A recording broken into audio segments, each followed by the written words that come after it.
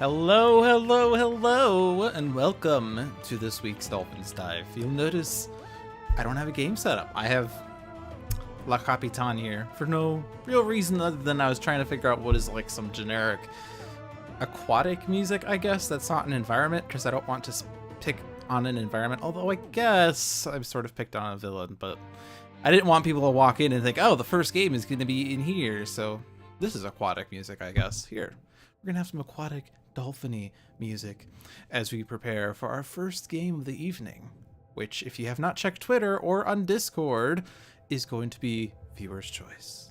And not just the first game, but all the games this week are viewer's choice. My Giftmas to you as you get to decide my fate. But first, the usual. You are watching Handelabra games, in particular you're watching Dolphins Dive, the strategically minded Sentinels of the Multiverse stream hosted by yours truly, Dolphin. Handelabra believes in civil rights for everyone and in being as inclusive as possible, so any comments or activity actively working against that goal is not welcome and will not be tolerated. You can follow us at Handelabra on Twitter, Facebook, and YouTube, and Handelabra Games right here on Twitch. You can follow me personally on Twitter at LewDolphin21, and YouTube and Twitch. YouTube and Twitch is LewDolphin, no digits. Sentinels of the Multiverse is currently available for iOS, Android, and PC, Mac, and Linux via Steam, and always via good old analog cardboard and ink. You can get the game and more info at sentinelsdigital.com. There's the preamble, as always. And let's have it. Now I'm playing La Capitan's music. Yeah, I just cheat, and I always just go in here and I play music from over here. Actually, this is how I've been ending the streams, is playing from here. But how I've been starting the streams is usually that I go into new game, and then I pick whatever I want, and then I do blah, blah, blah, blah, and then blah, and then I fight. Except that doesn't work when it's only one team villain versus 3 heroes, but you get the point.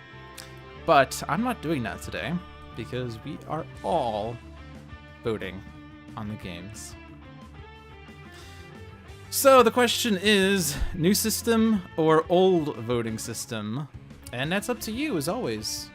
So the question of new versus old. The new system is that we sort of line up single file. And I ask the first person in line a question, and they answer it. And that's the answer is what I roll with. The old voting system is that it's just whatever response gets 2 votes is what I go with. The advantage of the voting system is that it's like a majority rules thing. The advantage of the line up in a row or line up in a line and have everyone go one by one is that everyone gets an equal say in what their particular vote. It can probably lend itself better to planned matches as opposed to hoping that 2 people don't mess things up. People who don't type fast don't have to feel too inconvenienced. But it always comes down to you because this is viewer's choice. So first question, and this is sort of a voting, I guess. So new or old voting?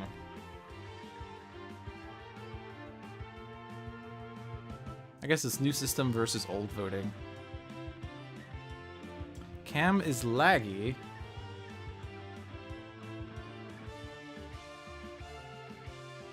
I don't know, it looks fine on my end. Let me see what it is on Twitch. I have to reopen the stream. I don't know why that would be laggy, but not the game though. Unless everything's laggy. Is everything laggy? I am trying to stream at 60 FPS, that could be it. Sometimes things get laggy. Oh yeah, something looks awful. Nothing's moving. Is it dropped frames? Oh, it's dropped frames, that's what it is.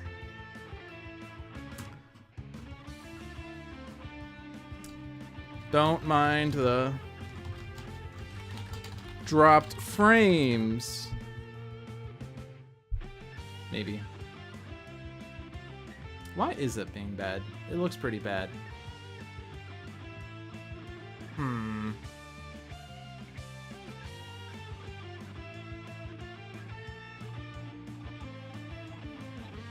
Like, it's not dropping anything right now. Now it looks fine. It says 6121 dropped frames, connection is green. I'm gonna wave and do super fast movements. Now I'm gonna wait for the stream to catch up.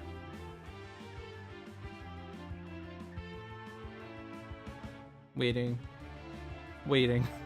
This is how bad the delay is. This is why I don't ask questions on air. I always type it into chat.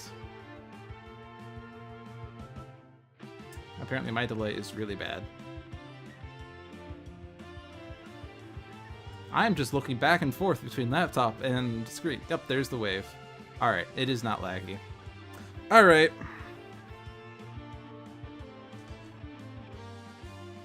So, be sure to refresh. We had some dropped frame issues, which lends to awful stream latency. So I'll wait the 20 seconds for people to refresh. And Genagro is here live for once, and HH2 News is a name that I recognize that is actually here too. Alright, so I'm gonna close this window, but it seems to be fine now. But as always, if something seems off, yell at me. At me! Feel free to at Dolphin for streaming issues, I guess. At me. At me! Okay, so forever ago I asked, what are we gonna do? And then people were saying my thing is laggy. New. Okay. So people are saying no. So who wants to vote on things? Order goes from first to last. Eventually I'll probably come up with a randomized order. That way it's also not a speed race here. I do need to open up Notepad though. Bulner app, Darren 2500, Seamus Butler. I'll wait another 45 seconds. HH2 News. The nice thing about this is that I can get all the questions lined up. I'll assume Murfritter is wanting in. Murfritter, you've been added to this list. If you're just saying hi, congratulations, you've been added to the list. I'll wait another 20-ish seconds. But if anyone else wants to jump in after I start handing out questions, we can certainly add you to the list. We currently have Bolnerap, Darren, Seamus Butler, HH2 News, Vulcan, and Murfritter.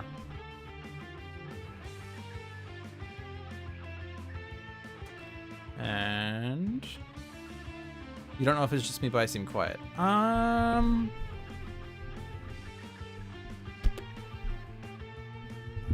That is a fair statement. Let's see. How do I want to deal with this? Sentinels is currently at 8.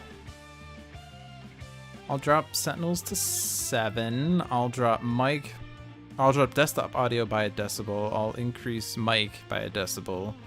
I'll turn this knob a bit. So now if I'm super loud, it's not my fault. I fixed things. All right, well, it is time to hand out the votes, and the first question goes to Bolner App, team or solo? I guess it's team versus classic.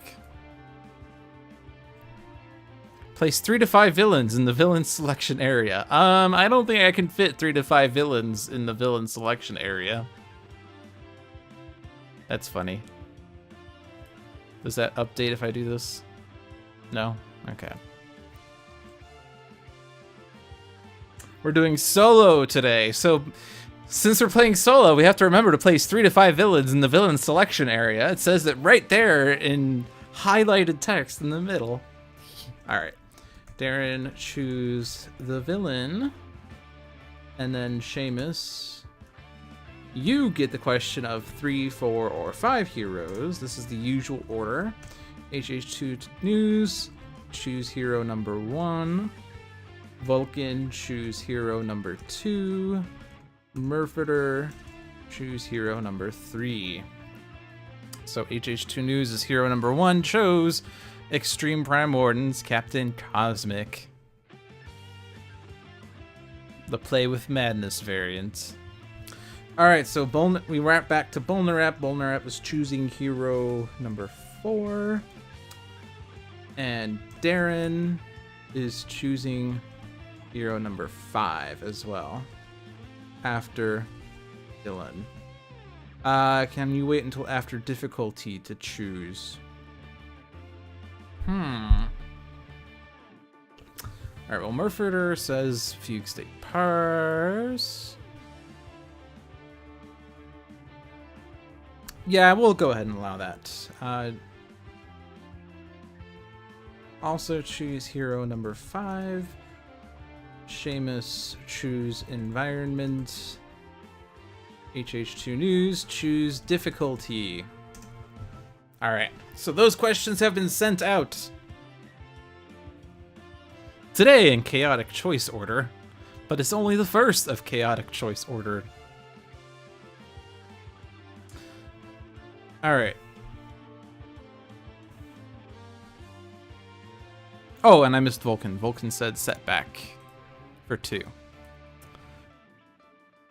So Murpher chose 3, HH2 chose 1, so Bolnarap needs 4, and Darren needs 5. Seamus is choosing environment, HH2 chooses difficulty. Alright, Darren says Freedom 5 Legacy. Who is there? Still less chaotic than the old way. It's parallel chaos instead of sequential chaos, I guess. I don't know. So now hero 4, we still need Bolnarap's vote. HH2 News says challenge, so difficulty has been chosen. But which villain? Which villain?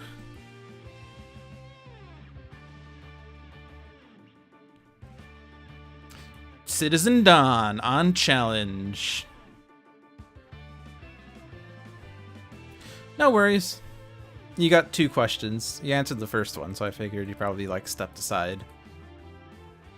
Also, hello, Scammy. Visionary Unleashed. Oh, that's a hero, not a villain. And the environment is Insula Primalis. Alright, so let's get this order right. Hero 1 was HH2 News' vote for Extreme Prime Wardens. Hero 2 was Vulcan's vote for Setback. Hero 3 was Murfreter's vote for Fugue State. Hero 4 was Bolner's vote for Visionary Unleashed. And then Hero 5 was Darren's vote for Freedom 5 Legacy. And we have Insula Primalis against Challenge Citizen Dawn. Let's go.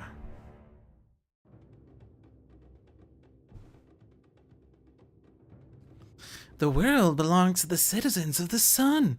I've got more golden guns than you've had hot dinners. Come and have a go if you think you're hard enough. Alrighty. So, Extreme Prime Wardens Captain Cosmic. Autonomous Blade. Conservation of Energy. Potent Disruption and Wounding Buffer. Setback has a Fumbling Fool, High-Risk Behavior, Karmic Retribution, and Uncharmed Life. Fugue State Parse has 2 Data Minings, an Impossible Shot, and a Snap Decision. Visionary Unleashed has a Decoy Projection, Demoralization, Mental Divergence, and Telekinetic Cocoon. And Freedom 5 Legacy has a Back Fist Strike, Fortitude, Next Evolution, and the Legacy Ring. So Citizen Dawn, Villain, Citizen, Leader of the Citizens of the Sun. Setup. At the start of the game, Citizen Dawn enters play, Leader of the Citizens of the Sun, side up. Cards are revealed from the top of the villain deck until 4 citizens are revealed and put into play. Other revealed cards are shuffled back into the villain deck. Gameplay. At the start of the villain turn, if there are 5 or more citizens in the villain trash, Citizen Dawn flips. She may only flip this way once per game. At the end of the villain turn, Citizen Dawn deals the hero target with the highest HP 3 energy damage. Challenge. Solar Retribution. Whenever a citizen card is destroyed, Citizen Dawn deals the hero target with the highest HP 3 fire damage. I'm going to hold off on reading the flip side because ideally we never see it. Alright. First citizen is Citizen Blood. Citizen, at the end of the villain turn, this card deals the hero target with the lowest HP 1 melee damage. If Citizen Sweat is in play, this card deals each hero target 1 melee damage. If Citizen Tears is in play, it increases damage dealt by Citizen Blood by 1. Citizen Autumn. Citizen, at the end of the villain turn, destroy all ongoing cards controlled by the hero with the lowest HP. Citizen Tears. Citizen. At the end of the villain turn, each player discards one card. If Citizen Sweat is in play, each player discards one more card. If Citizen Blood is in play, this card deals each hero melee damage equal to the number of cards discarded by their players this turn. So, Blood and Tears and Sweat! We have the combo! The trio is back together! Woo! Citizen, at the end of the villain turn, destroy one hero ongoing card. If Citizen Tears is in play, destroy all ongoing cards controlled by the same hero. If Citizen Blood is in play, this card deals that hero one melee damage for each ongoing card destroyed by this card this turn. And her card play is Citizen Assault. Citizen, at the end of the villain turn, this card deals each hero target one melee damage. If Citizen Battery is in play, increase damage dealt by Citizen Assault by 1. I was hoping for a Blinding Blast for the fun start, but that's okay. Playing cards is overrated. Yeah, why would we want to play cards in a card game? That seems silly. So, we're discarding 2 cards each.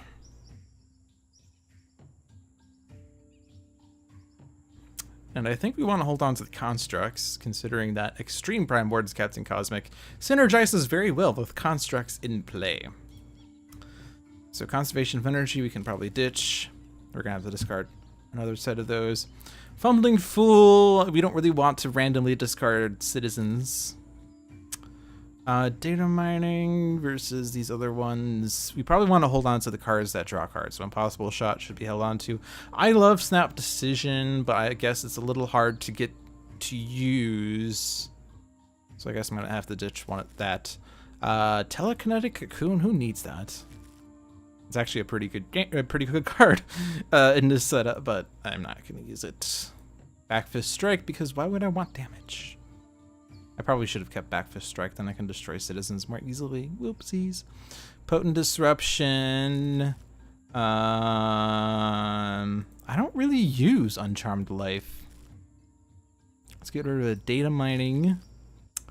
We probably would have to be careful about Demoralization. So I'm going to ditch that. And I'm going to ditch... I'm going to lose Next Evolution. And then damage.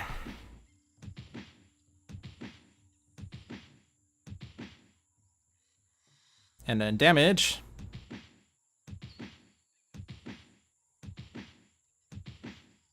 Alrighty. So, what shall we utilize? Autonomous Blade or Wounding Buffer? Well, we have to get rid of some of these citizens, I think. Especially the ones that involve discards, so Citizen Tears has to go. Citizen Sweat is annoying because she destroys ongoing cards for sure, unlike Citizen Autumn, who only destroys ongoing cards to the hero with the lowest HP. Of course, we can bypass all of that by not playing ongoing cards, but why would you do that? Citizen Blood is always going to be targeting constructs, so he's okay. Especially if you can get him to target constructs that have reactionary effects. Citizen Assault deals damage to all, but that's not too much. So I think our priority is Tears, then Sweat, and then we can probably manage with the remaining citizens. If I put the Autonomous Blade on Cosmic, he's going to do 1 damage, then this is going to do 2 damage, then this is going to do 1 damage. So that's going to do 4 damage, potentially to Tears. So we have to do 1 extra point of damage, which Visionary could do with her base power for sure. Setback is not guaranteed to be able to do damage. In fact, that's the only person, I guess, other than Parse with Impossible Shot who could do damage. And we probably are going to play Impossible Shot. But yeah, Visionary would be able to take out Tears, and that's probably the best arrangement of damage. So I'm gonna do that.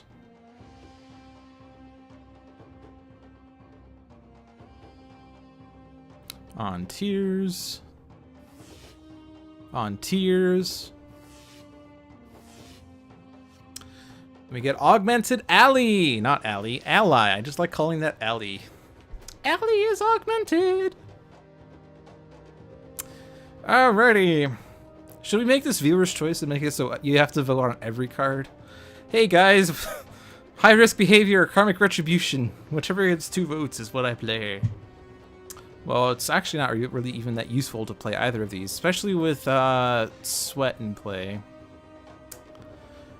which we might not be able to get rid of. She would destroy this for sure. And karmic retribution doesn't do much when you don't have tokens. So, I'm not going to play these. Instead, I'm going to risk. My risk was looking up, which is going to get destroyed at this point. Tragically. Alright, so Visionary has Tears taken care of, so let's Impossible Shot Sweat. Critical Multiplier. That would have been nice to have in play right before we started discarding stuff. And her power played Recompile. So if I discard a card with this, we can get another card in play for free.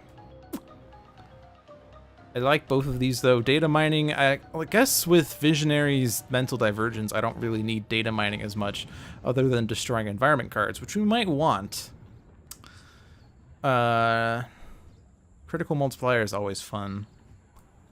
But no, let's go ahead and ditch these and get 4 cards. Like Between the Lines, and Snap Decision, and Segmentation Fault, and Critical Multiplier. So now, whose random card shall we play? Hopefully someone who could do damage. If we could do any amount of damage, Visionary will certainly be able to take out the remaining citizen. So I want to go for Setback. Setback is very good with random plays, right?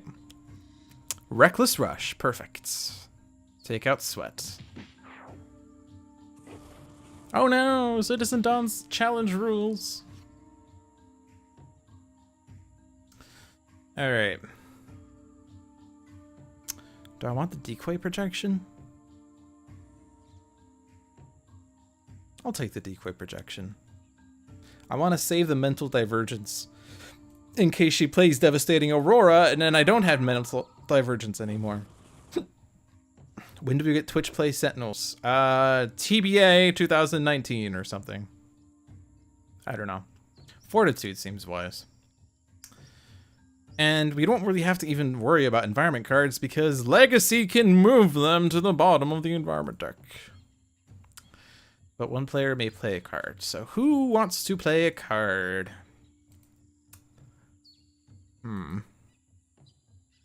If Parse gets that Snap Decision out, she can always discard a card at the start of her turn, even if she's not going to play a card, just so her base power will let someone else play a card.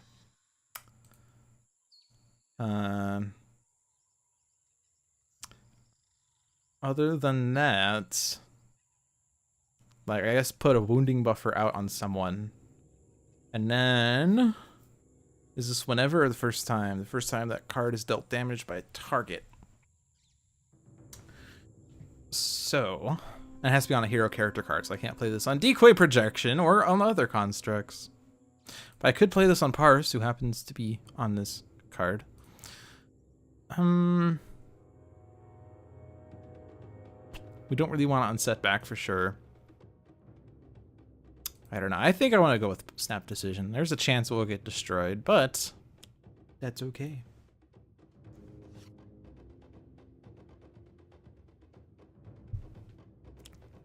Volcanic Eruption. At the start of the environment turn, deal each target 7 fire damage.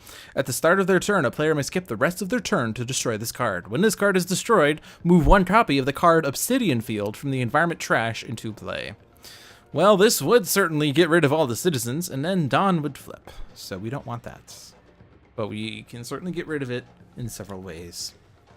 Blinding Blast. There it is. 1 shot. Citizen Dawn deals each hero target 2 energy damage. Each player discards 2 cards. Womp womp. Alright. It was almost at the top of her deck, but not quite. Alright, so Captain Cosmic is forcibly discarding his hand. Visionary's forcibly discarding her hand. There goes that Mental Divergence. Setback can keep 1 card. 1 card. Karmic Retribution would just be HP recovery. Surprising Fortune requires 2 tokens. If you do, Setback regains 2 HP, and a player may draw 2 cards. You probably want that, considering we just lost our cards. Parse would really have loved to have that critical multiplier in play. I want to keep the segmentation fault. I'm going to ditch reveal the flaws and critical multiplier. I know critical multiplier is great, and I just discarded it twice, therefore I don't know what I'm doing. That's what happened. And there goes Autonomous Blade.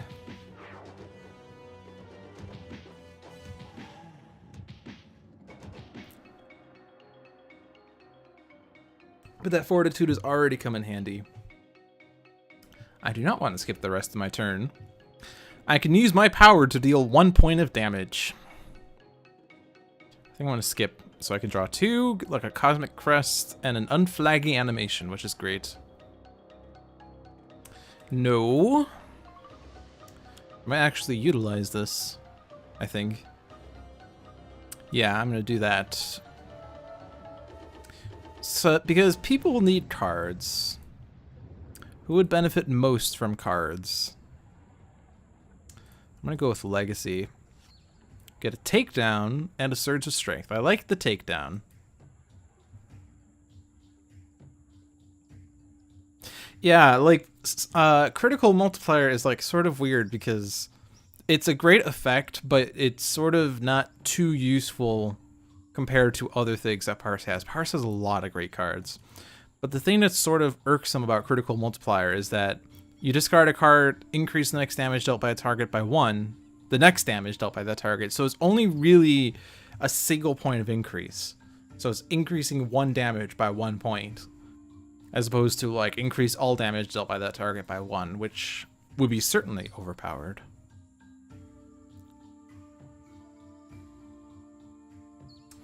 All right, so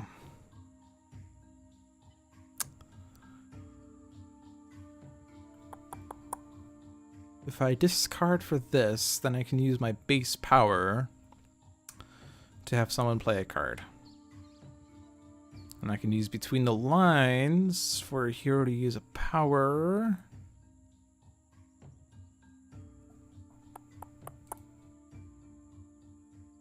You can get Unflagging Animation in play for free, although I'd have to use Legacies. But yeah, okay, so I'm going to discard Segmentation Fault, use Between the Lines on Legacy to go ahead and move that environment card. Play the bottom of Parse's deck to get Gauge, and play the bottom of... We did Setback last time, let's do Legacy. Surge of Strength.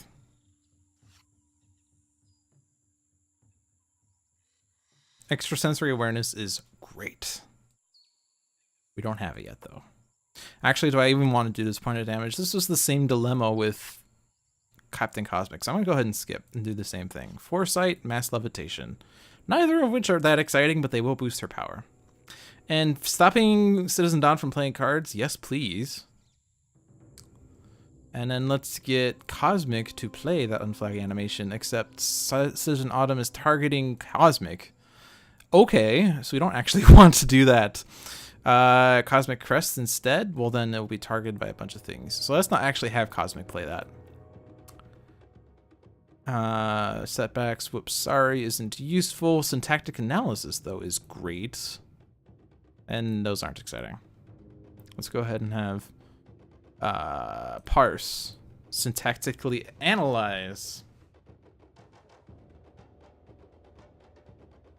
It is bad against the Ennead, unless you reveal like a card that puts an Ennead into play, then you can just discard that one.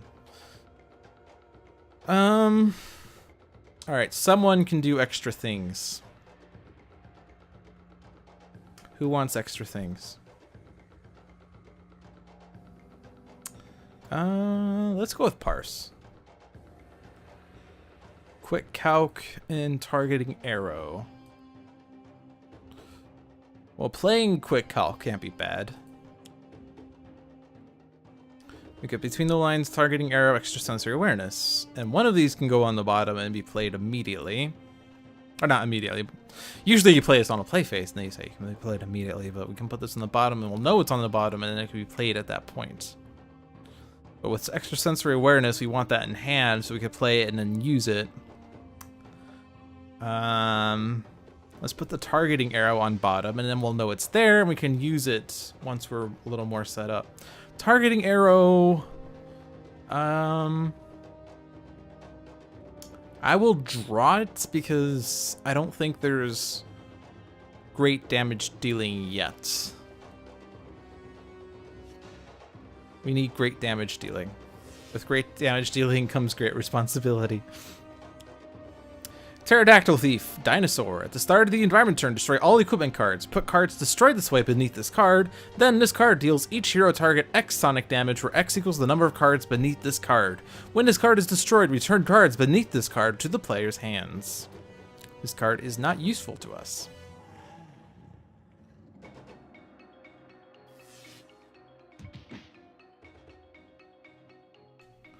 So we still have all of this damage happening, but we have Frozen Dawn, and with extrasensory awareness, we can mitigate her deck more easily. Alright, so with Cosmic Crest, it doesn't really help too much, although it will stop her energy damage from happening if we can get Cosmic to be the highest HP. Unflagging Animation presently is not going to work because of Citizen Autumn. So Cosmic Crest is the play, and then I can do damage.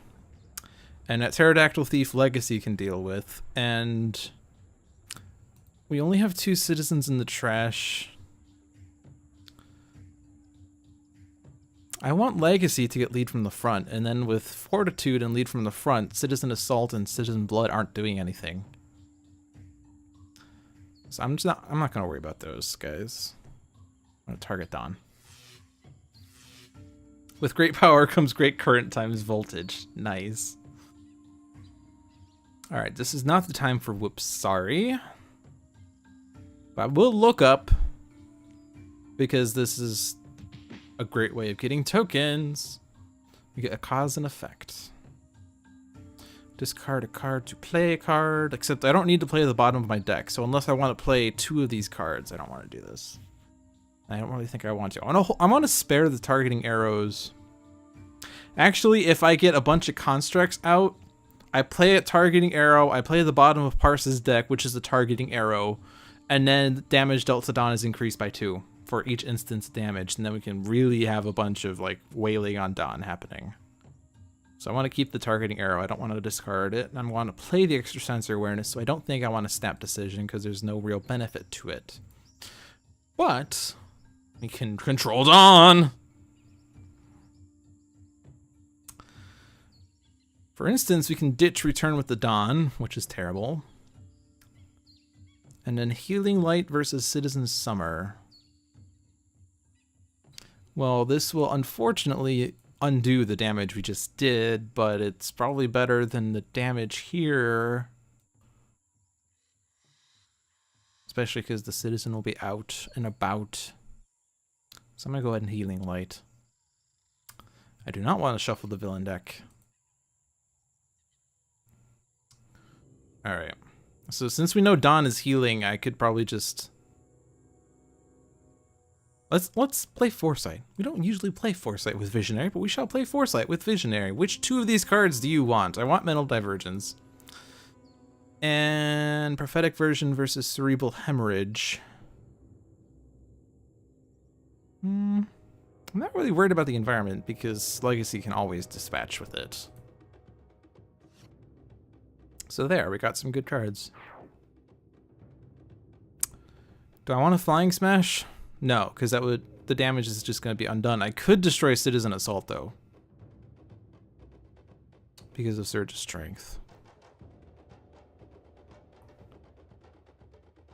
I can't destroy Pterodactyl Thief with this damage.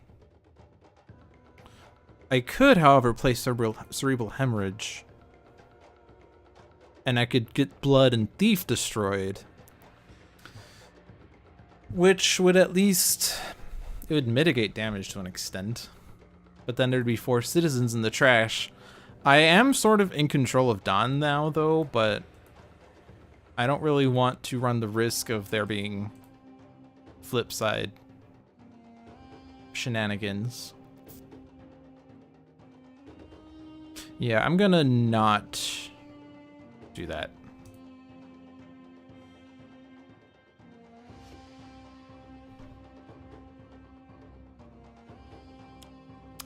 Velociraptor Pack. Dinosaur. At the end of the environment turn, this card deals the non-environment target with the lowest HP, X melee damage, where X equals the number of Velociraptor packs in play times 2.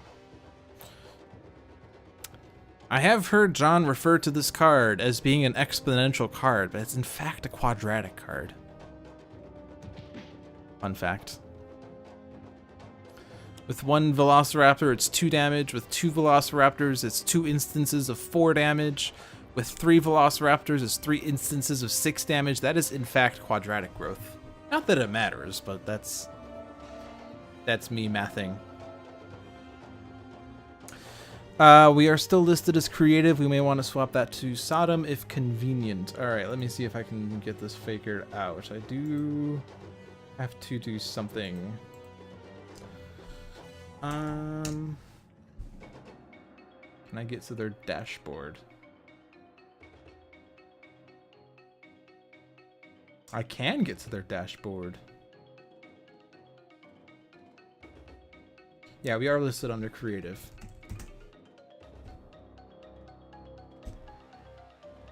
Update. Updated. Okay. We have successfully updated the game, I believe.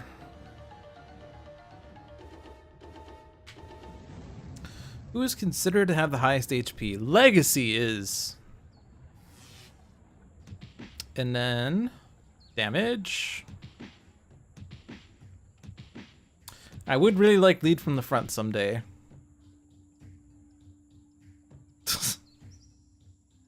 Alright, Dynamic Siphon will be useful. Let's get that in play, because that will be targeted by several things, and therefore give us instances of damage. Who wants this most? Let's give it to Cosmic. Now, we could have put this on someone else, and then this power could be used to give someone 3 power instances right now. I don't want that.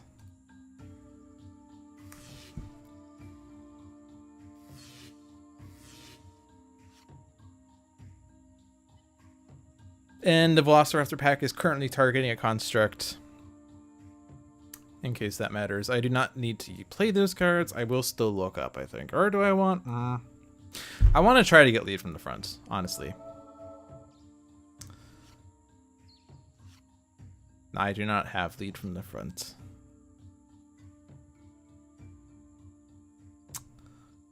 But I can syntactic analysis for it, maybe.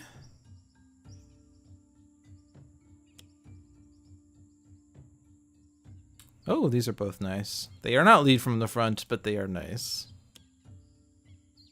Although I don't know that Superhuman Durability is going to have that much use. We know she's going to be playing Citizen Summer.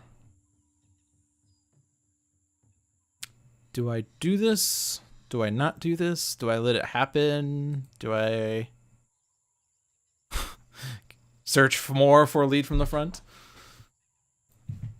Although, well, I guess if he Thox and he gets it, I guess maybe. So let's go ahead and try this. We can do this on any deck, including Legacies. And there's lead from the front. Very good.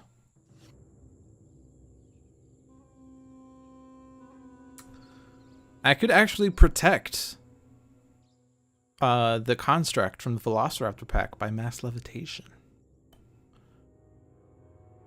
And therefore Cosmic Crest is spared.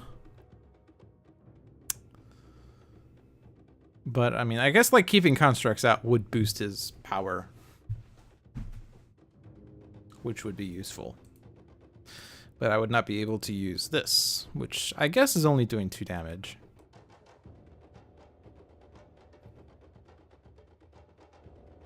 It's not strong enough yet. Yeah, let's do that.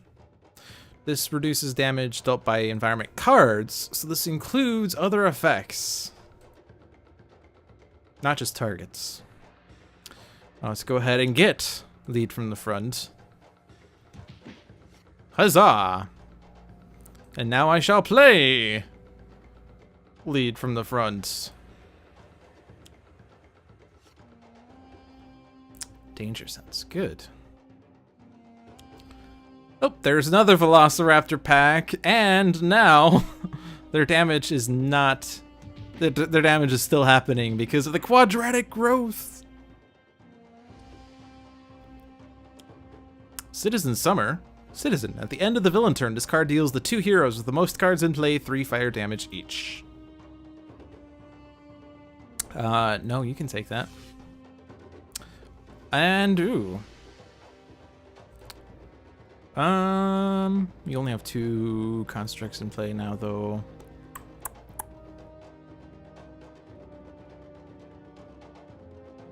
If I don't do this, if I let this redirect to Legacy, the Velociraptors will target citizens. I don't really want them to really target citizens, but if I do this, Velociraptors target the Dynamic Siphon. If I use Mass Levitation, though, then that will be reduced to 1. And then Captain Cosmic gets 2 power uses with 0 constructs in play. Or with 1 construct in play, rather. Let's just do this. Hit 0. And then 0. And then 0. And then 0. And then 0. And then 0. And then 0. This, however, is not 0. But I'm fine with this. Next step is to get Next Evolution out. Does he have that in hand? He does. So he could now redirect that fire damage and make the challenge text as well as Citizen Summer inert. Lude said doo-doo. When did I say doo-doo? Migrant P.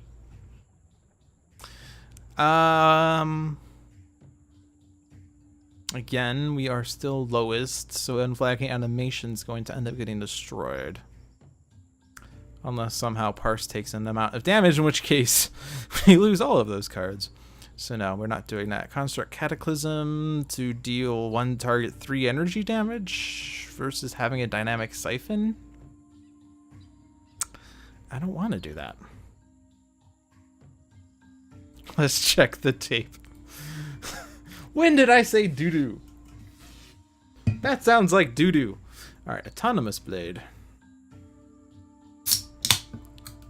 Here's my drink for the night. It is Pepsi. I do not drink. Except I am drinking. I'm drinking a not hard beverage.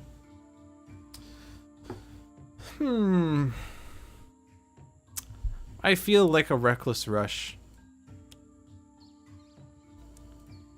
I'm not really concerned about the Velociraptors right now. I'm just going to do this. Plus, I do have to be careful that Setback doesn't take too much damage and then becomes lowest. But we're fine for now. Is now the time to Wail and Dawn? No, we should Extrasensory Awareness first. So I don't want to play a Targeting Arrow.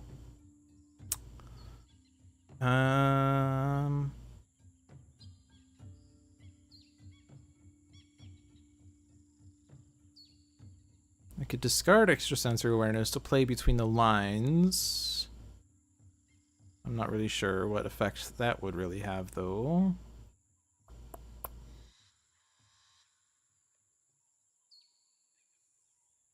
I've now said it multiple times in response to Migrant P comments. Objection! I was badgered into that.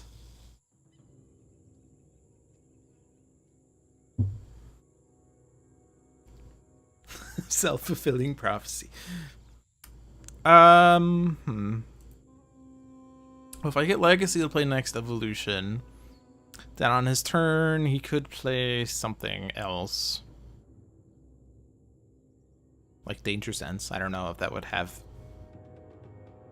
any good effect. If a T-Rex came out, it would target Visionary, which Doesn't really do much. I don't know.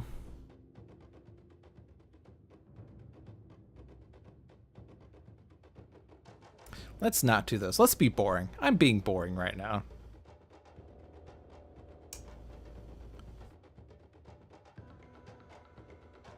In fact, I'm not going to play these cards because I don't really want to. I'm just going to extrasensory awareness and discard the devastating Aurora. Yes. And truth is terrible. We can deal with winter.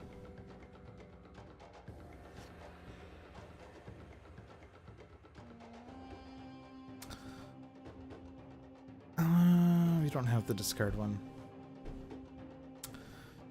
All right, so if truth comes out and the Velociraptors take out the 2 citizens like we thought they might, then I'll have to destroy truth, and then there'll be 5 citizens in the trash, and then Dawn flips, and she doesn't flip back until there are 4 or more in play, which means 3 more than her. And we do have a number of citizens out. That it wouldn't be too terrible. In fact, could I even just sort of, well, no. Actually, I'm trying to do citizen math here. I might be able to manipulate Dawn into flipping if I have Parse discard a citizen on the next turn.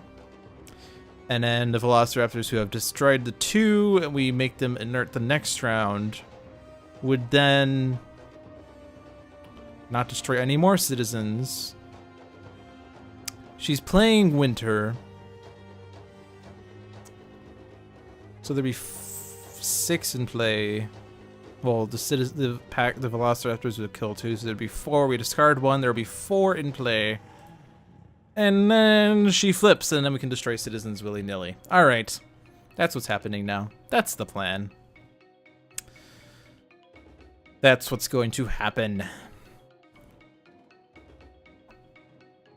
The truth will set you free. You can't handle the truth. No, I can't handle truth. Truth is terrible. I don't like truth. I'd rather do dare. Dare's more fun. Well, to that end, should I Cerebral Hemorrhage Autumn? Because I could have the Velociraptors take out Autumn instead of Assault, because Assault's not doing anything. And with Autumn gone, Captain Cosmic can safely unflag the animations. Citizen Math, Citizen English, and Citizen Science, their true power is knowledge. Oh man, there was a really good citizen descriptions for Jeremy and John. I don't remember what it was, but they rhymed and they perfectly described what they did. And I do not remember what it was.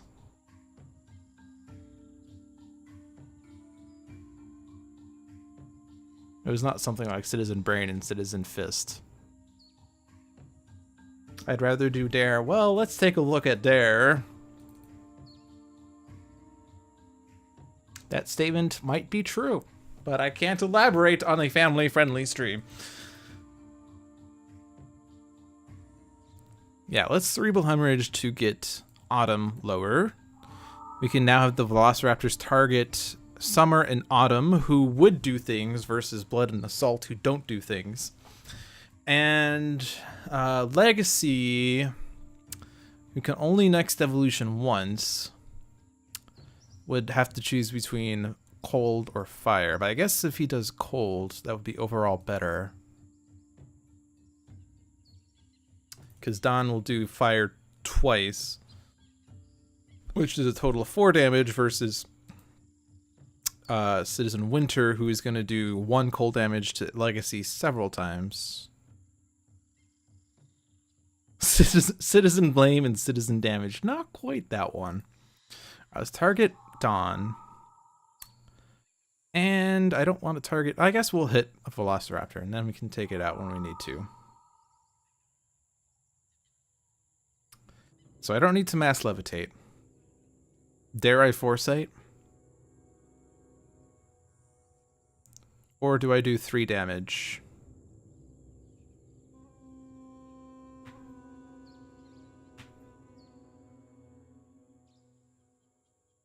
John's cuter than Jeremy. Oh boy, now we're rating the Handelabra team, not just the villain cards, but the Handelabra team itself. Let's go for cards. Mind Spike, Maelstrom, Foresight. Well, Foresight's already in play, so let's take the damage dealers to make Jeremy happy. Especially since we just made him upset by rating John higher than him. I would definitely say Spring is not my type for various reasons that you probably have figured out by this point. Alright, next evolution is required. Be immune to cold. Which is weird when you're in a lava environment to decide to be immune to the cold. Citizen Tinder and Citizen Grinder. Wow! That is pretty effective. And both of those say this card is... Citizen Tinder, this card is immune to damage dealt by female cards. No, this card is immune to damage dealt by male cards. At the end of the villain turn, this card deals any number of targets 1 melee damage. If a female is dealt damage this way, this card deals that target 5 melee. I don't know. There's some sort of... We could make this thematic. I'm just trying to picture it like a male hitting on a female and getting slapped is what I was trying to go for there. Male on male, I don't want to elaborate without losing my ability to stream on this channel. Especially when the big boss is watching me. One player may play a card. I want to save the Psychic Maelstrom for once I'm going to destroy citizens willy-nilly. I could play Between the Lines to have someone use a power, but Legacy's out of powers. Discard or remove 2 tokens, regain 2 HP, and a player can draw 2 cards, like Setback, who still doesn't really have anything to use. Let's do that. So I will have a hero play a card to have a hero use a power to have heroes draw cards. I think that is the proper chain of events there. Discard the top card of each deck. Actually, that might work for what I want. And then I don't need Parse to do it. Because we have Summer on top and Truth below it, right? Because we discarded a Devastating Aurora, I think. Oh boy! Quadratic Growth. That's going to kill the Dynamic Siphon. Or I could just have it destroy a citizen and then Dawn flips immediately. But...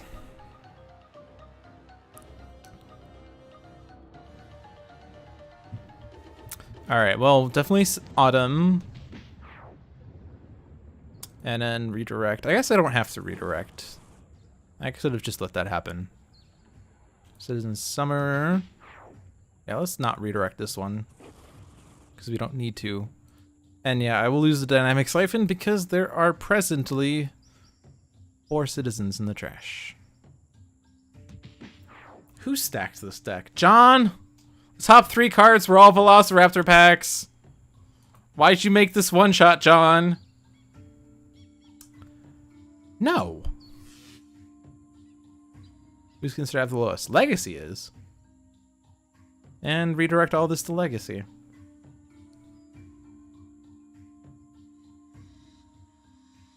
Are there more Velociraptor packs?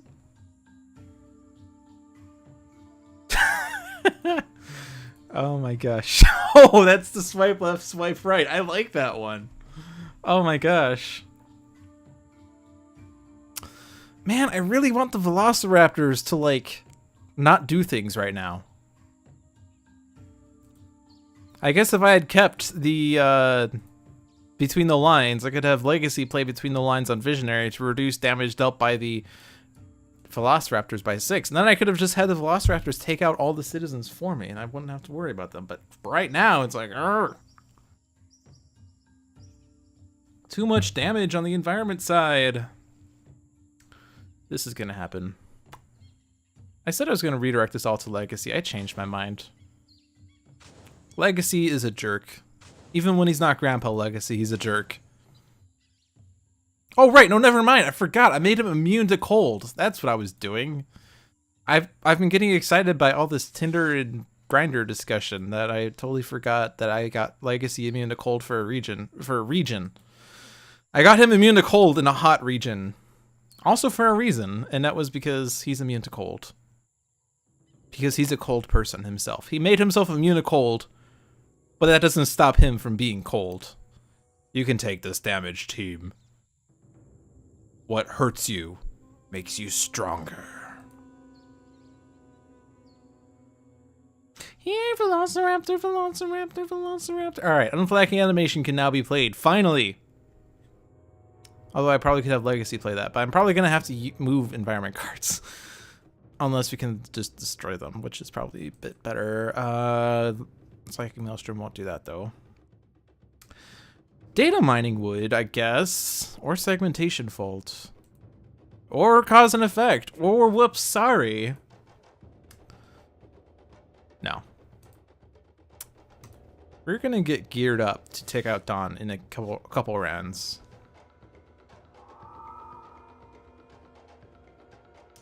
Alright, so the top card of her deck should be Citizen Truth. Citizen Truth has been discarded. There are 5 citizens in the trash. There are 4 citizens in play. Which means she will flip immediately. What was the top card of the environment deck? A Velociraptor pack? What? No, it wasn't. Of course it wasn't. And add the tokens, please. And I don't really want him to be higher than 10 because he's going to do self-damage with looking up. So I'm just going to keep using Surprising Fortune until I can get a great effect with more than 10 tokens. Now what do I want? I want Legacy to get Inspiring Presence, and there it is. You got 2 of them, in fact. That is some Inspiring Presences. Seamus, you're as native a speaker as I am. Wow. Alright. I will Extrasensory Awareness this round to control her next 2 card plays. And then I will wail on her. That's the plan. I'm going to discard Segmentation Fault, and then use Data Mining to actually take out a Velociraptor. That makes it safer. And then I will hold on to those cards. In fact, I didn't even need to discard for that because I didn't have 2 cards to play.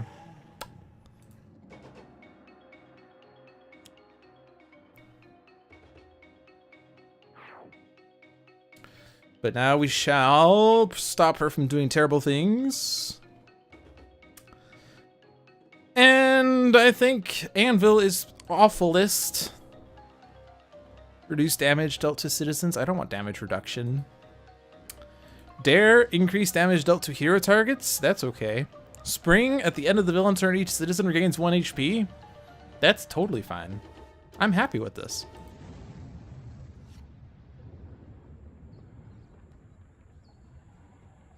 Another citizen in the trash, perhaps. Why do we want another citizen in the trash? We have 6 now. We have 6. We wanted to have 5. We have 5 now. Unless you're saying, why wouldn't I want to Extrasensory Awareness? But I already have the 5, and she's going to flip immediately back. She will have fused with the sun for as long as she could, which was a total of 2 seconds.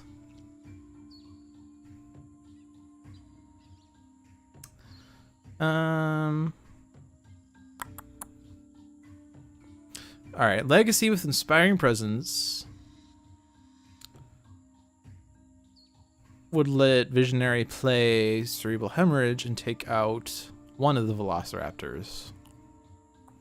Is there something that does damage to everything at the end of the environment turn? I don't remember. This one does it only to heroes. That's only to heroes. This is start of turn. Okay. Remember when I said the top 3 cards for Velociraptor packs? I actually remembered the Volcanic Eruption was technically the first card play. But the second, third, and fourth cards were all Velociraptors. So I still blame John for that. Thanks, John.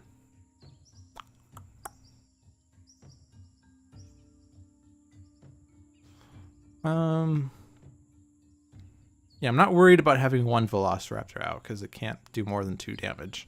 Could do 3 damage with Obsidian Field, but that's okay. So I'll hold on to Cerebral Hemorrhage and play it on Legacy's turn after Inspiring Presence is out.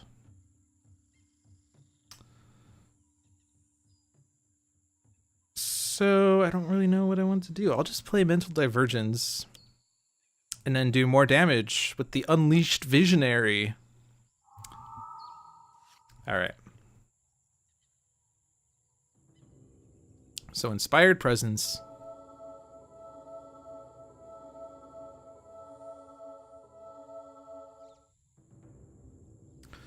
And then I'm just going to be immune to fire.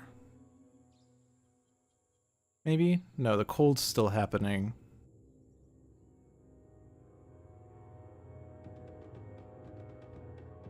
Let's be immune to cold. Not lightning. That is not the one I wanted.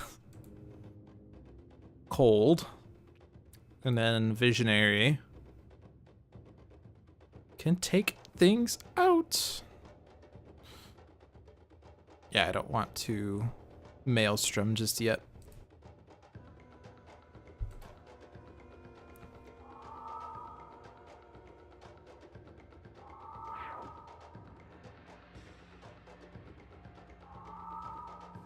Alrighty. There's another next evolution. Ooh, Obsidian Field. Increase all damage dealt by 1. At the end of their turn, one player may discard 2 cards to destroy this card. Which is fine. This does make Blood and Assault actually do things now, but that's okay.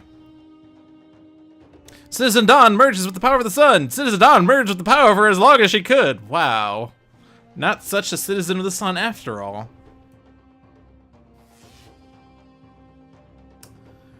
Let's go ahead and... yeah, I'll still redirect this. Good guy, Legacy. Look at this Legacy go. Remember when I said he was a jerk? He's actually a friend. On a scale from 1 to 5, I would rate this Legacy a Freedom 5. As opposed to a French 5. Would you like some French 5 with that? Sorry, I am not a fast food worker. I can't make that joke.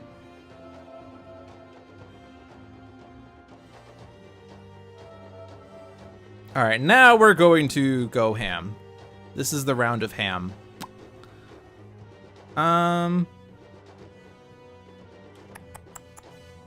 Dynamic Siphon on Cosmic now. Trust me, I have a plan here. And an Autonomous Blade on Cosmic. And we're going ham. Look at this nice damage boost. That Obsidian Field came at a great time.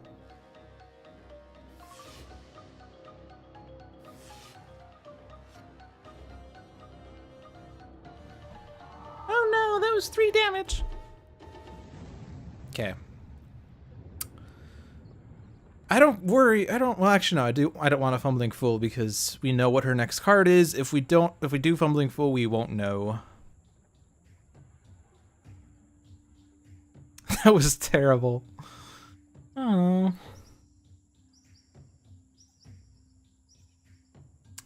If I cause an effect, this is going to... I don't have to destroy something with this. I would do myself 10 damage. But then I could do Citizen Dawn 10 damage. I will not do that just yet. I could whoops sorry to add tokens. But then I wouldn't be able to cause an effect next round. In fact, I don't think I can ever cause an effect. Oh well, I'm causing an affecting. You can't stop me.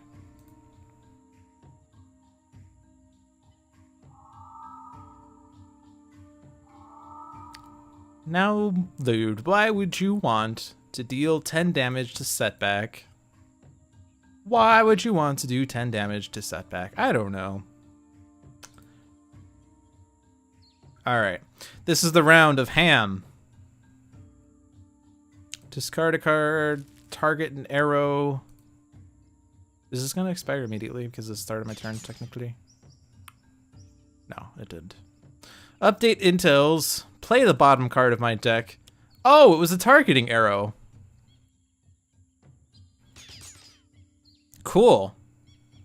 Who wants to play the bottom card of their deck? Cosmic does. Oh, Construct Cataclysm. That wasn't what I wanted. Oh well. I could deal 1 target 2 irreducible energy or up to 2 targets 3. Let's do the 2 targets 3. Because that's better spread of damage. Velociraptor has Citizen Winter taken care of. And all the heterosexual males will yell at me if I take out Spring. So instead, I'll take out Assault.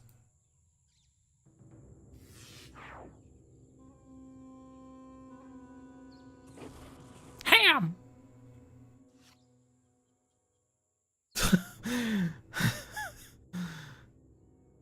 You'll have Sue the T-Rex to deal with among all the raptors. You're right. You have to be very, very quiet. And actually, well, not Wall Mind Spike. That is more damage to Dawn. And then I shall unleash the Visionary. And I didn't even need the constructs. Look at that. Look at that. Look at that. That was nice. Challenge Dawn isn't really too hard, though. Sorry, guys. Challenge Dawn doesn't really add much to the game. Advanced Dawn sort of does, though. I stuck up for Citizen Autumn. Alright. So, after all of that ham festivities, this team of heroes decided to go out for a Christmas celebration. And they somehow ran into a new ragtag team of villains. Who wants to participate in Viewer's Choice?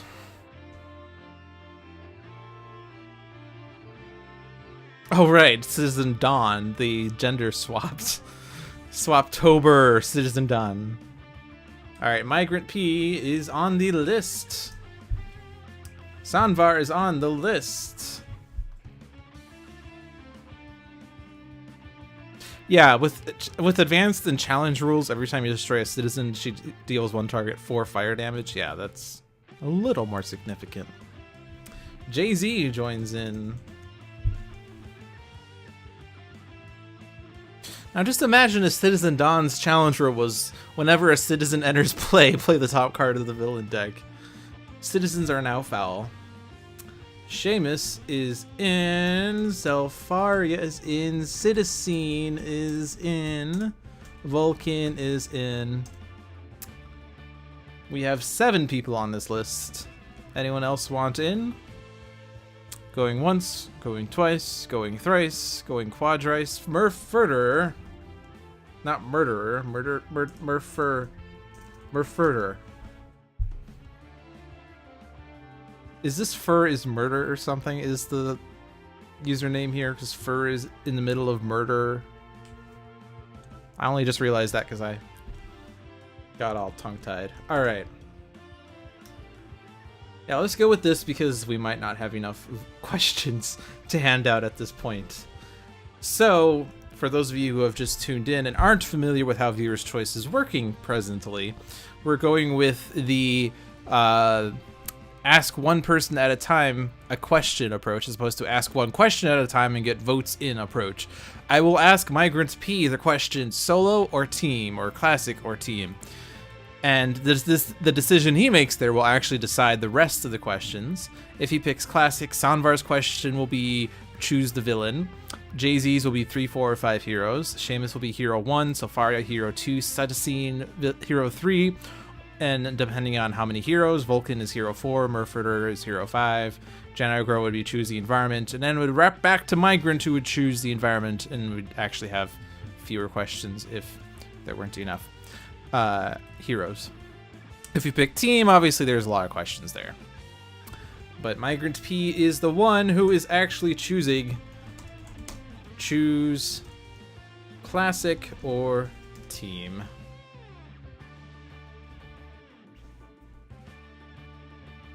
Caught a Whismer, and well, Mur is the last 3 letters of Whismer, and Fur and Dur rhyme. Oh, Murfurder is just from Pokemon-ish, not really. Classic, alright, we're sticking with classic. So, Sanvar, choose the villain. Oh, Oblivion, right, okay. Wait. Oh, right, I have to right-click on this. Oh, no, that didn't work. I have to middle-click on this. Oh, I have to click and then hold C, and then click again, and then type in Tim Kosing, and then I click again, and that unlocks the secret Oblivion mode. That's right. Alright, Sanvar, choose the villain. JZ, 3, 4, or 5 heroes. Seamus, choose hero number 1. Salfaria, choose hero number 2. Citizen, choose hero number 3. And then Vulcan's question depends on JZ's answer. But the villain is La Capitan, which is nice because that was the music we were listening to when we started the stream. 5 heroes. Vulcan, choose hero number 4. Murpherter, choose hero number 5. Janagro, choose the environment. And we wrap back to Migrant, choose the difficulty. There, all the questions are out. I have to click the K.N.Y.F.E mouse button. Oh. Alright, so Safaria's second hero, Extremist Skyscraper. Alright.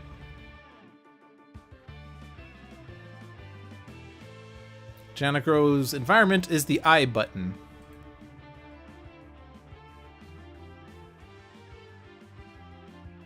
By the way, John, since you're here, I realized that if I do this and then I hit fight and it says, actually no, I chose one villain and I hit fight and it says place 3 to 5 villains. If I then choose solo, it still says place 3 to 5 villains in the villain selection area. But I can't really do that, can I? Just so you know, it's not really a bug, it's just a funny thing. I mean, it is a bug, but not a terrible bug. Citizen wants Adamant Sentinels. John wants challenge. Challenge is good. Challenge Capitan is actually pretty nifty.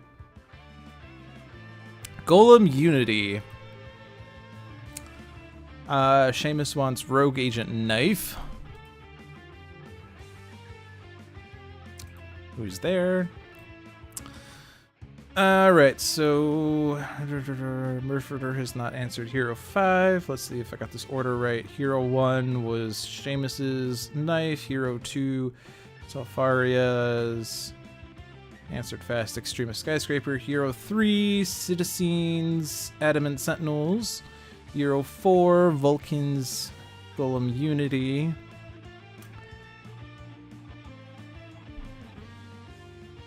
Hero 5 is normal Scholar. Scholar's not normal, though. And Janagro was the environment. Environment's a Magmaria. So, second viewer's choice of the night. Challenge La Capitan against Rogue Agent K.N.Y.F.E., Extremist Skyscraper, Adamant Sentinels, Golem Unity, and Scholar, who is just normal, but that's totally okay, dude, in Magmaria.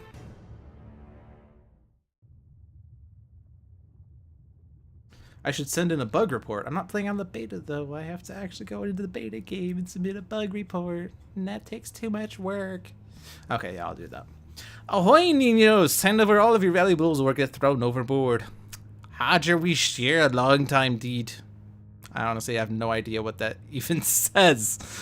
I do not read Scottish.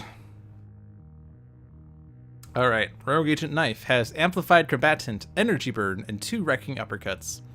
Extremist Skyscraper has Aggression Modulator, Explosive Reveal, Microassembler, and Neutralizing Resonator. Adamant Sentinels have Blackout, Positive Energy, Restorative Burst, and unique capabilities. Golem Unity has Robot Reclamation, 2 Scrap Metals, and a Supply Crate, and a surprising lack of golems. And Scholar, just Scholar, but that's totally okay, has Alchemical Redirection, Mortal Form to Energy, Solid to Liquid, and Truth Seeker. Just make a Trello card. That requires me to go to the Trello board and type a question, and I don't know how to type questions. I'm kidding. Do I have a little spreadsheet to help me post the questions quick? No, I just type fast. That's what I do. I have a notepad open, though, that has a list of names based on the order, but... Alrighty, so let's read. La Capitan. Villain, Time Corsair. Setup. At the start of the game, La Capitan enters play Time Corsair side up. La Paradoja Magnifica is put into play, the villain deck is shuffled. Gameplay. At the start of the villain turn, if there are 3 or more cards under this card, La Capitan flips. Whenever a hero card is destroyed by a villain card, it is placed under this card. At the end of the villain turn, La Capitan deals the hero target with the highest HP 4 projectile damage. Challenge, Timeless Crew. At the start of the game, cards are revealed from the top of the villain deck until 5 crew cards are revealed and put into play. Other revealed cards are shuffled back into the villain deck. Whenever La Capitan flips, the crew card with the highest HP in the villain trash is moved into play. So let's see what happens here. La Paradoja Magnifica, Relic, Timeship. At the end of the villain turn, play the top card of the villain deck. At the start of the villain turn, shuffle the villain trash into the villain deck. True Shot, Crew Amazon. At the end of the villain turn, this card deals the hero target with the highest HP 4 projectile damage. Whenever a hero card is played, this card regains 4 HP. Battle Forged, Crew Viking. At the end of the villain turn, this card deals the non-villain target with the lowest HP 5 energy damage. Whenever damage dealt by this card destroys the target, play the top card of the villain deck. Siegebreaker, Crew Cavalier. Reduce damage dealt to this card by 1. At the end of the villain turn, this card deals the 2 hero targets with the highest HP 3 irreducible fire damage each. La Piste, Crew Musketeer. At the start of the villain turn, this card deals the hero target with the highest HP X energy damage, where X equals the number of hero ongoing and equipment cards in play. And the amazing Mabel, there she is. Crew Acrobat. This card is immune to melee damage. At the end of the villain turn, destroy a hero ongoing or equipment card. At the start of the villain turn, play the top card of the villain deck. Alrighty, those are the 5 crew. We're certainly not going to get any more crew, right? Temporal Thief. One shot. Put the top card of each hero deck under La Capitan's villain character card. La Capitan deals each hero target 1 psychic damage. So here's some cards. She's already starting with a bunch of cards. No way this isn't terrible. Oh boy, look at this +1 effect on the heroes who have the lowest HP. Totally good. Walk the Plank, one shot. La Capitan deals the hero's character card with the highest HP 3 projectile damage. The hero dealt damage this way cannot use powers until the start of the villain turn. Extremist Skyscraper cannot use powers! I'm just gonna start screaming every time I see Skyscraper, because she's now the Extremist Skyscraper! Speaking of the Extremist Skyscraper!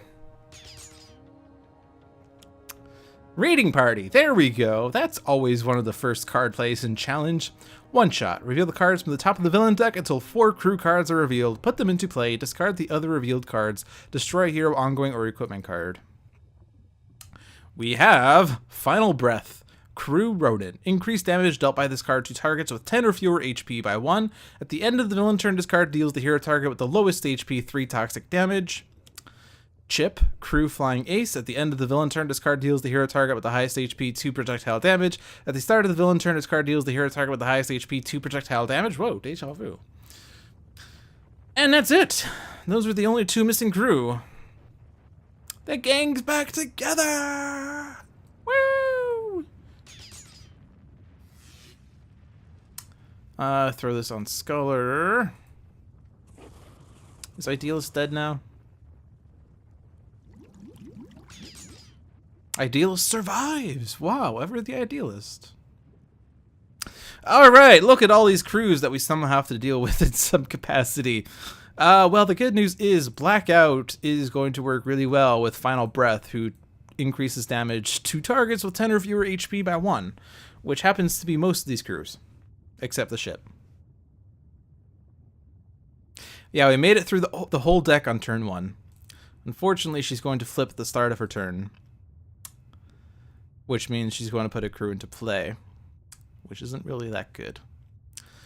We could energy burn the ship and do 10 damage to it. We can't really hit Capitan. She's going to regain that health back. So the priority is sort of to try to get rid of as many crew as possible. Amplify Combatant only does 3 targets, and this won't hit, or the melee hit won't hit Mabel. True Shot's basically not going to be able to be taken out at all, ever. because she regains HP too fast. Skyscraper! The Extremist Skyscraper! Cannot deal damage. And none of these cards really help at all for her right now. Or, sure, she can deal damage, but she cannot use powers, which sort of makes her a bit weaker. We can unique capabilities to get K.N.Y.F.E on Writhe, I guess, maybe. Unity can't do much. Scholar also can't really do too much. So there's not really much I can really do here, other than Blackout.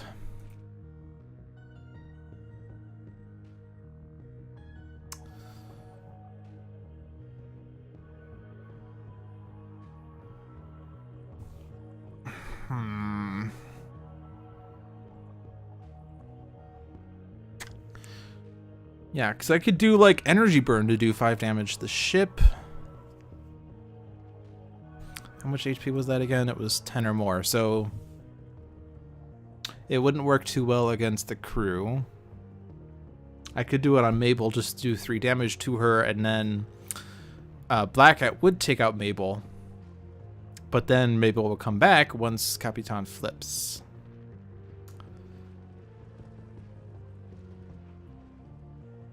Truth Seeker could do 2 points of damage to something. But I don't think that would be enough to take out anything.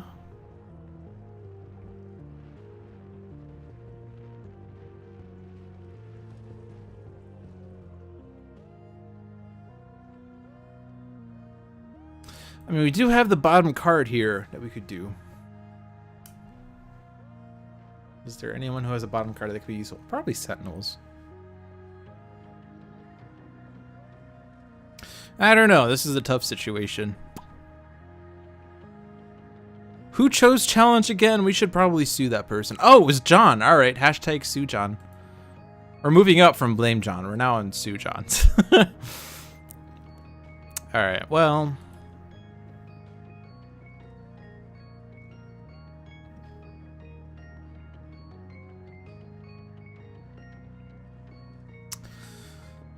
oh, jeez.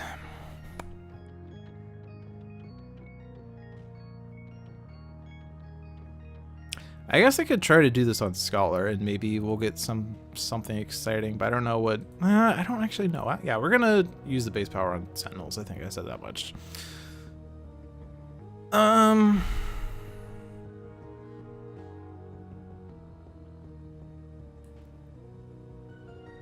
I just don't know. All right, energy burn. We're gonna do that. We can get rid of Mabel at least, and maybe something better will happen eventually. Sentinels. We have K.N.Y.F.E form. Okay, well, it's already there.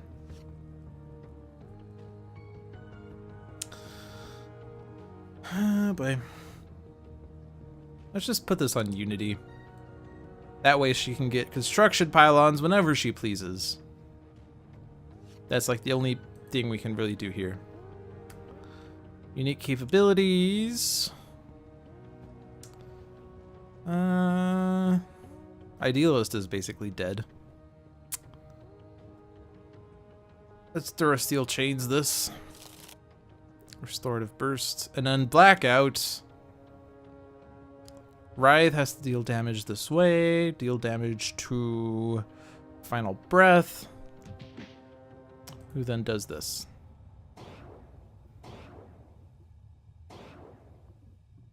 See, look at that plus damage action.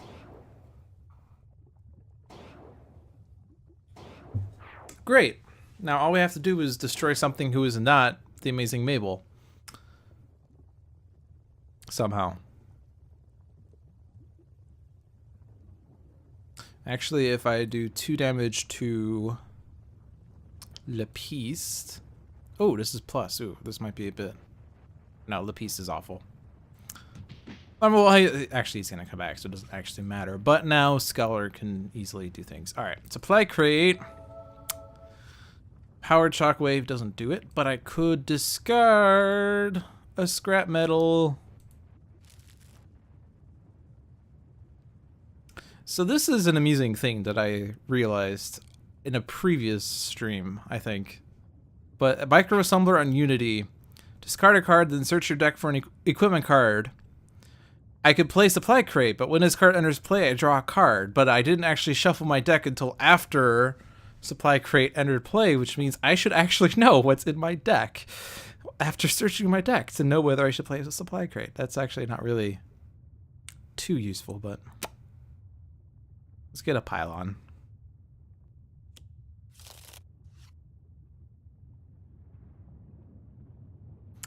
All right.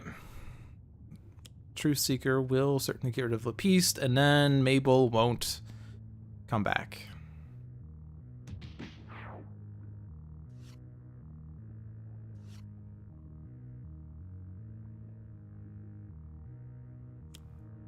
Crystalloid Behemoth. Ooh.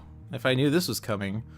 Magma Crystal. When this card enters play, it deals each target 4 melee damage. Whenever a hero uses a power, this card deals that hero 2 fire damage.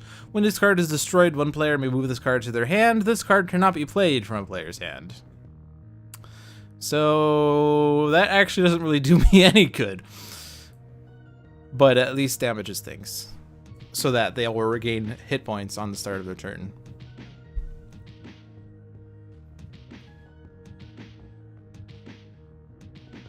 If I knew this was coming, I could have potentially gotten, like, something else destroyed with the Scholar.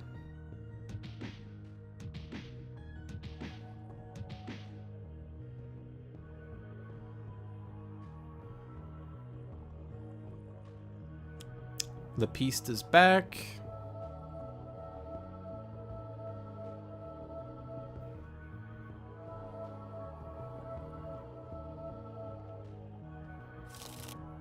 Damage. A Motley Crew. One shot. Shuffle the villain trash and reveal cards from the top until 3 crew cards are revealed. Put them into play. Put the other revealed cards back into the villain trash. Play the top card of the villain deck. Ha-ha! The Amazing Mabel is not in the trash anymore, you fool! Temporal Thief. Urgh.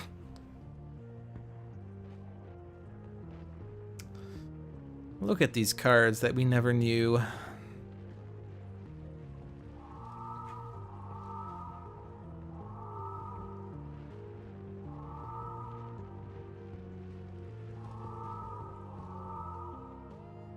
True Shot doesn't deal each target 2 damage, though. Maria Elena's Revenge. Ongoing. Whenever a villain target is destroyed, La Capitan deals each hero target 4 psychic damage. So this is getting even better. There goes Mainstay.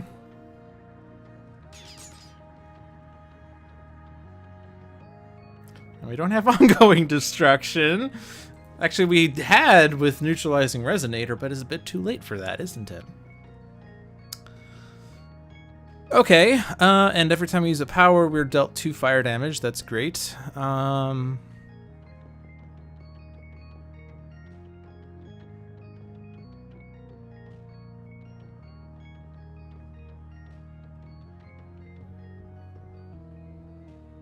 The first time K.N.Y.F.E would be dealt damage by an environment target each turn, you may redirect the damage to the villain target with the second highest HP. That seems like a nice play. Because look at this. Now you can't damage me, Crystalloid Behemoth. And what will help here? Unity. Get a bot. There's a bot. And let's redirect it. Haha! Your ship's on fire, you fool! I don't know what good that did, really. Let's neutralize the Resonator to eventually get rid of Maria Elena's Revenge, I guess. Either play a link or move a link. Oh, Aggression Modulator on that Behemoth, and now I don't have to worry about him at all. That's good. Baratheon Monolith isn't really that good.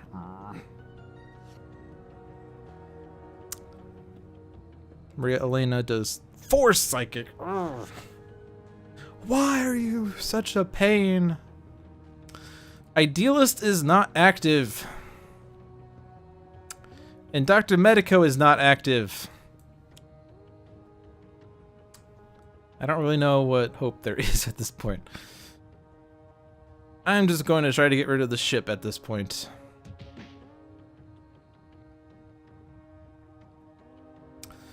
The next time a non-hero target is destroyed, you may move it to the bottom of its deck. That might be helpful to stop crew from entering the trash, but let's just target the ship. Right now, I'm hoping that Unity draws a B-bot.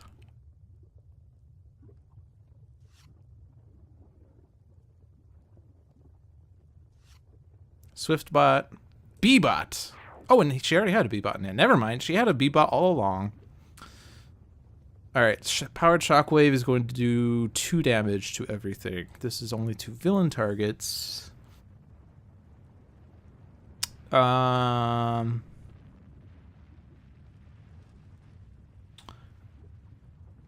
If I do that, and then Raptorbot takes out the ship, Capitan then does damage to each hero target, which includes B-bot, which could then destroy Maria Elena. So that seems like wise.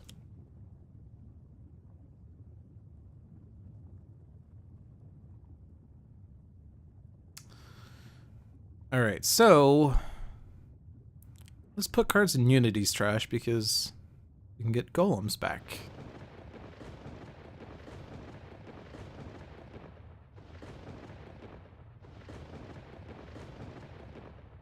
And then construction pylon.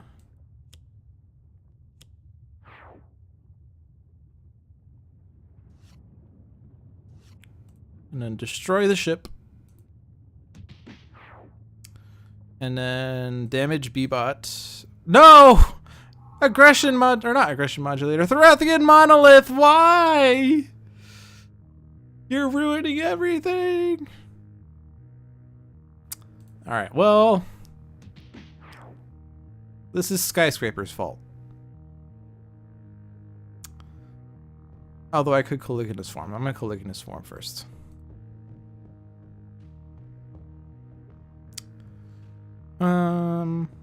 Unity's card. And let's try to let's get rid of Skyscraper so that we can actually destroy Maria Elena's revenge. This seems like a great plan. Someone do not tell Nova Spark that I am doing this. She's going to blow a gasket.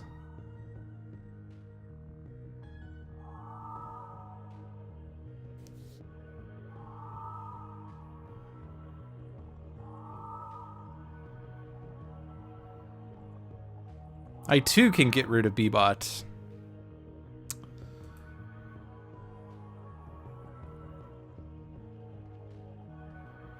Now what?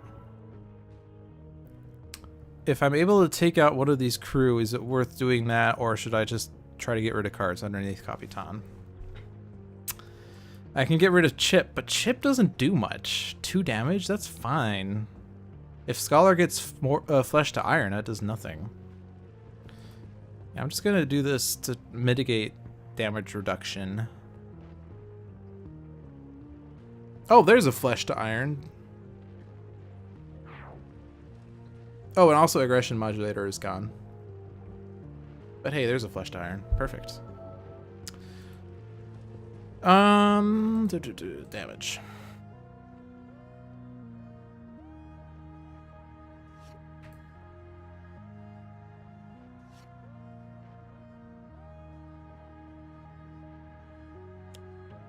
Oh boy, what better off than another crystalloid behemoth?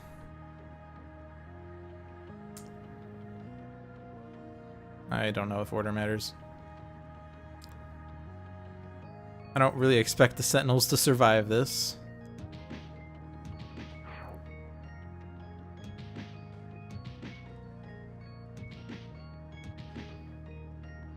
Ooh, I could redirect. Well, yeah, of course I will, but was there a better order that would have made sense? I don't really think so. Because it was going to second highest, so there's no way I could have gotten someone destroyed that way. Probably could have done it so like Siegebreaker took damage first and then redirected to like Battle Forged. Or True Shot maybe. But True Shot's not really going away ever.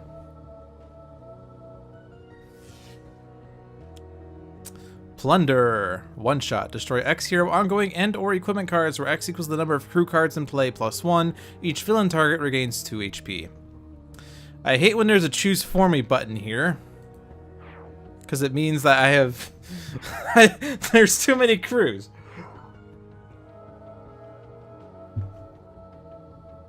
And that was a bad time for Plunder. Especially because I could have had, you know, Caligulous Form triggered here, or Scholar reduce it, but now I have neither, and I can't get Caligulous Form back either. Captain's orders. Ongoing. At the end of the villain turn, the villain target with the lowest HP deals the hero target with the lowest HP 4 melee damage.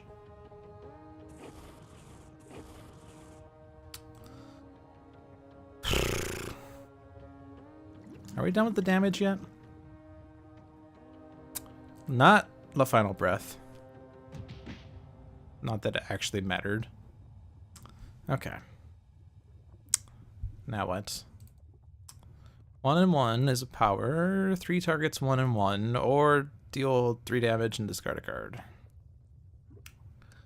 And every time I use a power, I will be dealt 2 fire damage twice.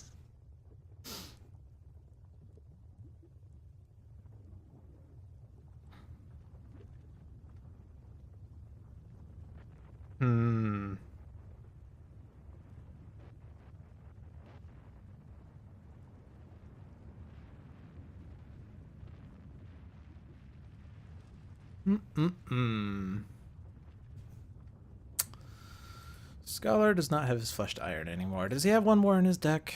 He has one more in his deck. One of them was take right. One of them was taken. So there's only a 1 in 30th chance that we'll get that.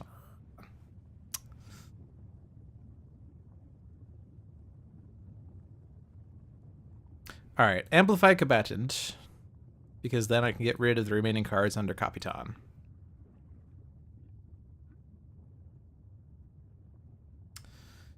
And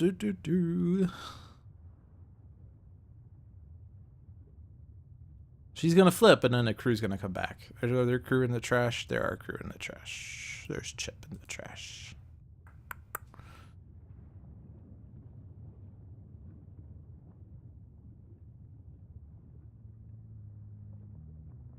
I have to get rid of the crystalline behemoths because they're probably a little more irksome than the crew right now. And let's just focus on Scholar. Scholar is the only one who can possibly survive this. Grace Under Fire.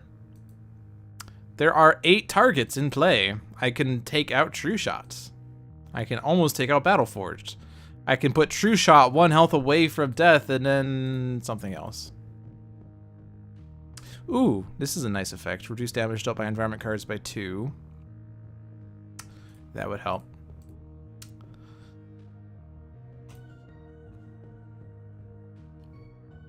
To an extent, that is.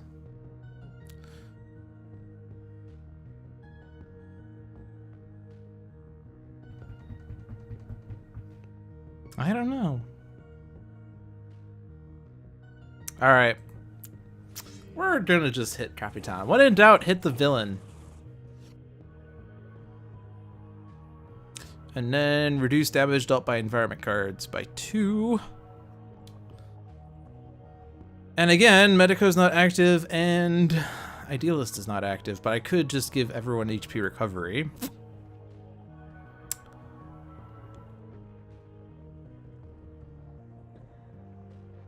But I don't know how much of a difference that's going to make.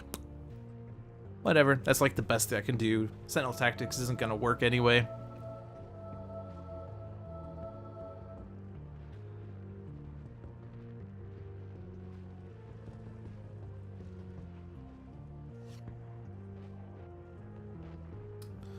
Alright. I can do each villain target 1 lightning damage.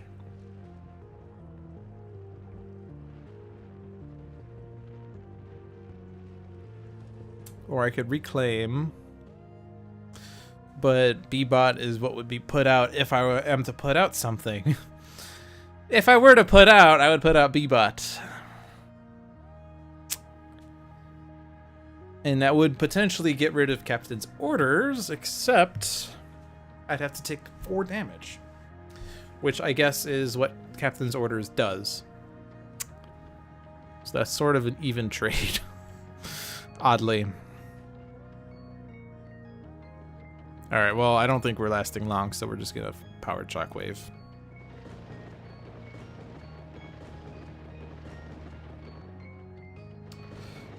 And then we shall go ahead and do this.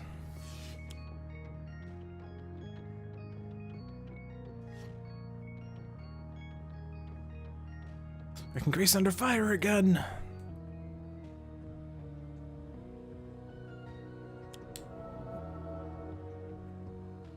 And I can put Battleforged on the bottom of the deck.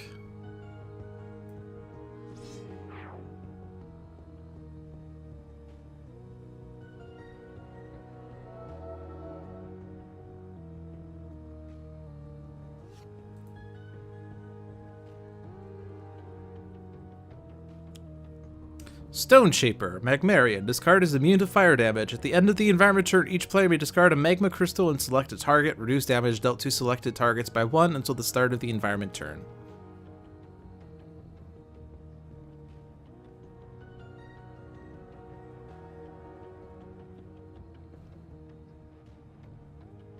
Zero.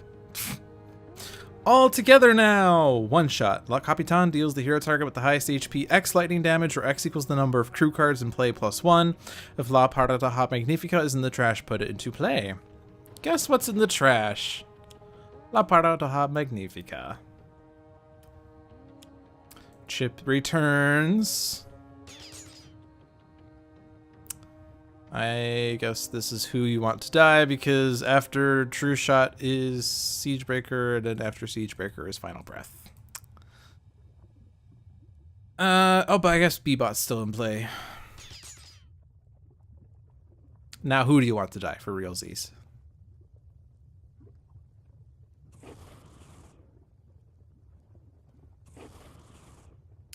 Then we can take out B-Bot. And then let's have B-Bot go off first. Damage the ship, I guess, because you're back again. And then destroy Captain's Orders, I guess. And then you stole B-Bot, and then Plunder comes out. But joke's on you, we didn't have any. You regain HP, though. In fact, even the ship regains HP. You're too good, Capitan. You're too good. But we're somehow still alive. With a grand total of 4 hit points across 3 heroes. Seems good. Uppercut. I don't even know what to do anymore. We'll just target Capitan. We'll get her as low as we can. It's not going to do any good, but we'll do what we can. Scholar. Get out of the way! He's going to, like, quadruple his HP after this.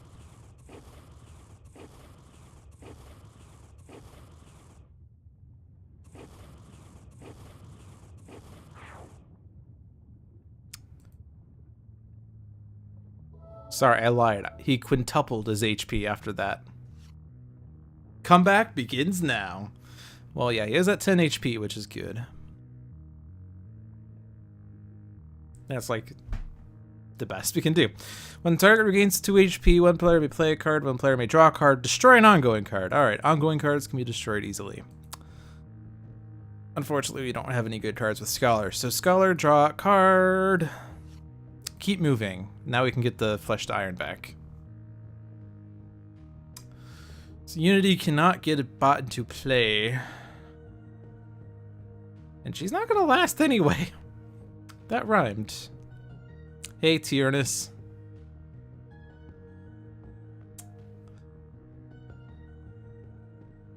I'll just put out volatile parts in case Capitan plays something that destroys equipment, and then I can go, ha, there's your equipment. Destroy that one. Alright, keep moving into Flesh to Iron.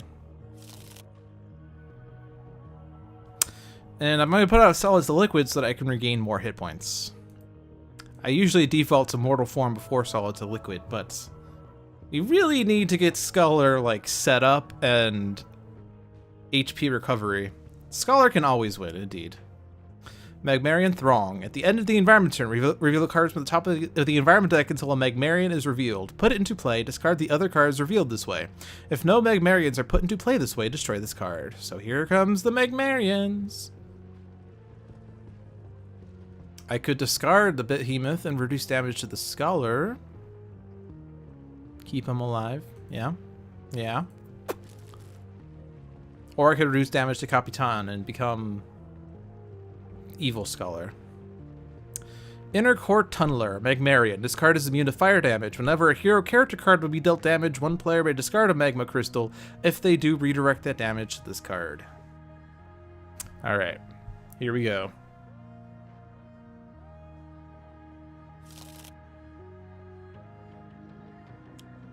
Raiding Party.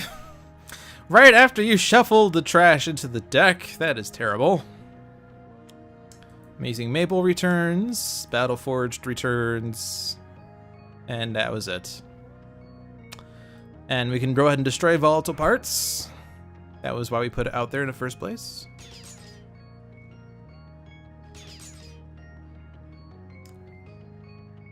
Doesn't really matter. These are both dead. Well, Scholar's not dead, but Unity would die anyway.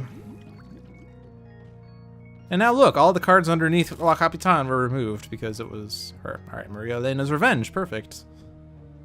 And I have to destroy one of these. Let's keep the Flesh to Iron. You destroyed something. Temporal Thief.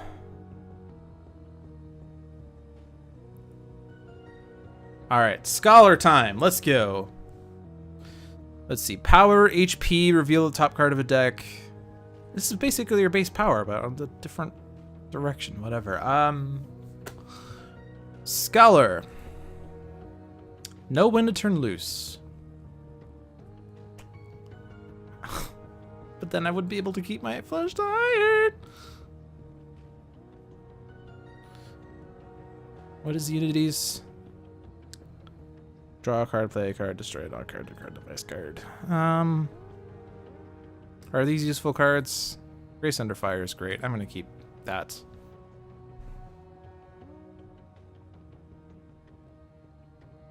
You would have been here 20 minutes ago, but there was a whole lot of nonsense posts in the FF13 Discord. Yeah, there kind of was a lot of things going on when I started the stream. I'm surprised if there's more that was added since I left. Actually, I wouldn't be surprised, rather. What can I do on a different size?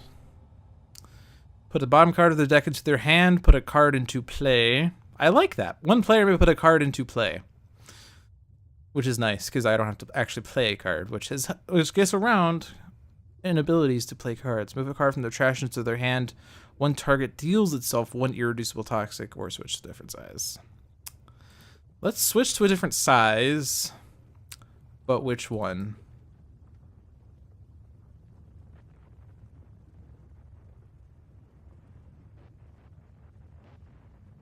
Let's go this size. And do I want Scholar to play a card or draw a card?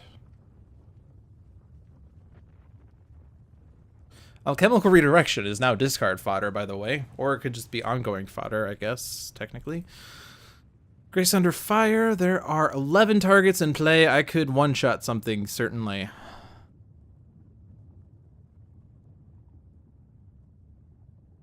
And then Maria Elena's Revenge would go off.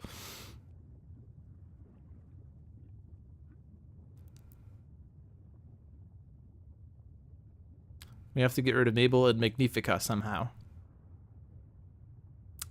Somehow. Well, Scholar could play Grace Under Fire. And I have to get rid of Mabel. This is like a massive waste of 11 damage, but Mabel is going to get rid of lots of things. And no, that's fine.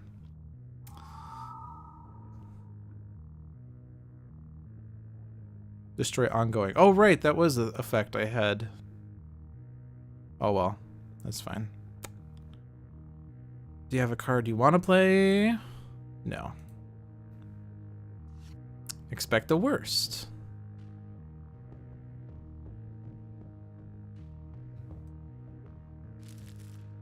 could at least expect the worst, and then that will stop some amount of damage from happening. It won't stop Siege Breaker's damage. Smoldering Crystal, Magma Crystal. At the end of the environment turn, the players may choose for one hero character card to be dealt 3 fire damage. That is phrased weird, by the way.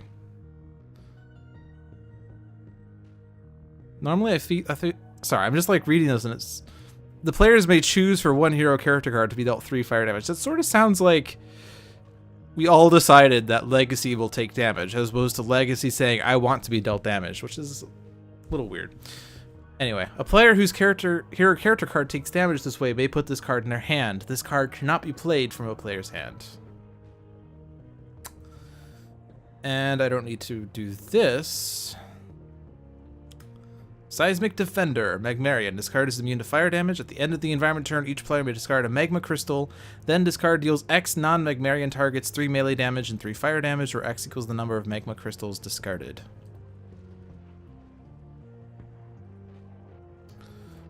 So I could do this.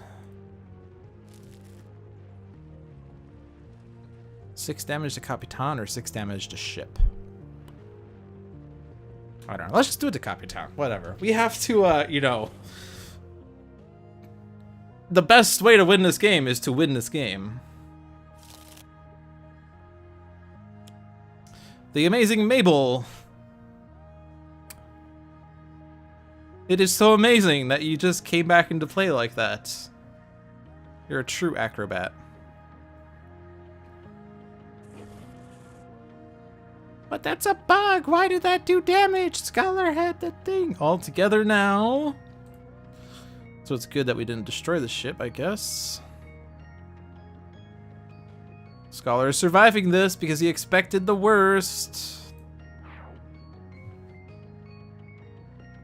Sorry, Legacy, the players decided.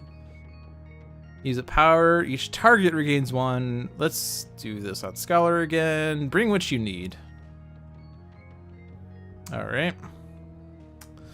Put the bottom card of the deck into hand, put a card into play. Let's put the bottom card of your deck into hand. Which was that, I guess.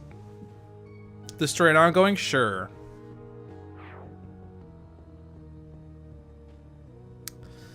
Draw a card, play a card, destroy something.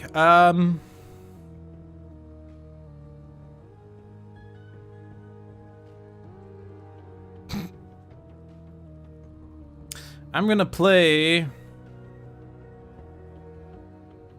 Solid to Liquid.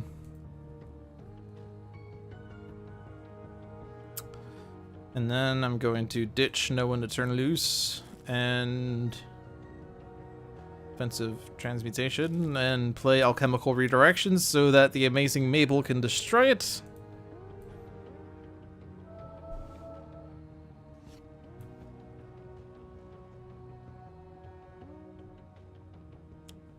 Smoldering Crystal.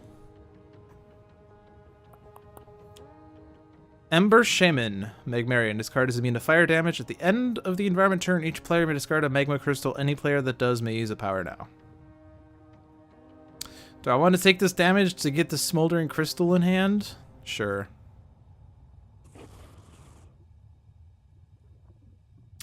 Do I want to deal X targets 3 melee and 3 fire? I don't like the melee part of that. No. Sure.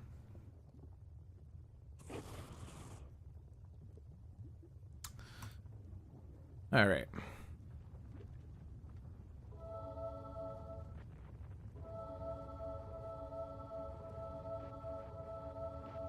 Sorry, Setback. The players decided. No.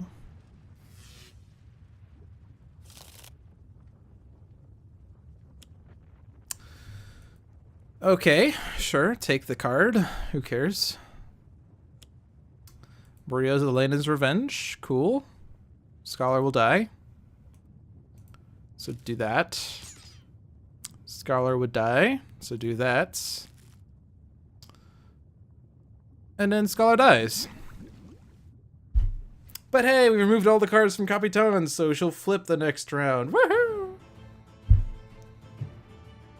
I think this is a fitting song to end on, considering this is where the stream started was with La Capitan's theme. It was foreshadowing.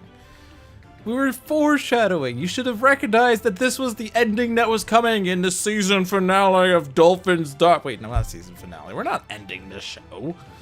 We love this show. By a show of hands, who loves this show? I love this show. I would watch this show more often if I could. Well, that was a rough game. I tried my best.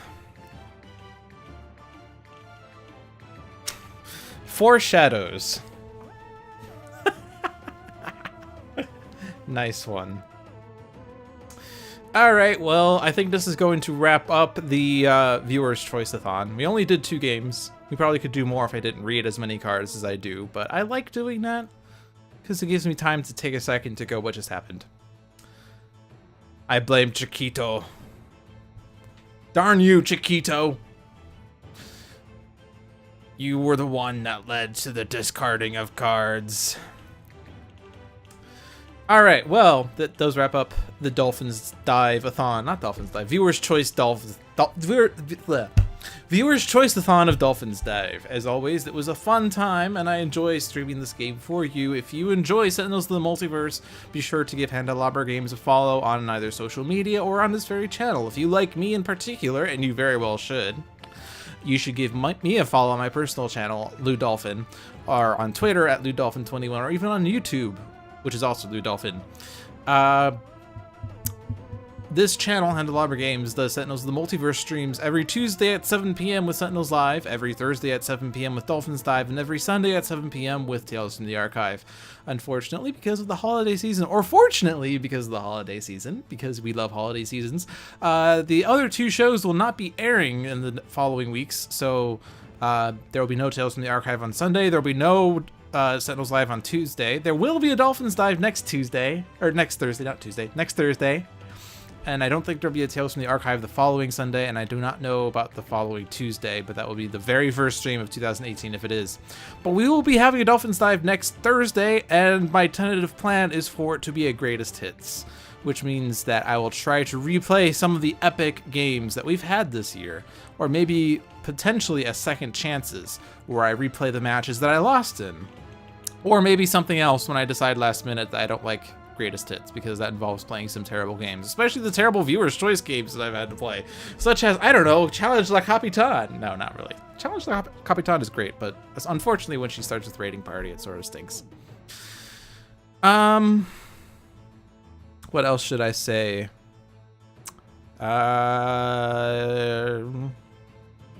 Merry Christmas, Happy Hanukkah, Happy Kwanzaa, a Festivus for the rest of us. If I don't see you next week, Happy New Year. Drive safe. Don't party too late. Watch your alcohol. If you're tired, sleep. I don't know what. I'm just trying to make some great words of wisdom to part on, but I think that wraps it up. I hope you enjoyed it. I've said that 5 times, but I truly hope you did. If you did not enjoy it, be sure to leave a comment on some avenue, and I will respond to it as needed. But until next week, good night. Okay, this is awkward.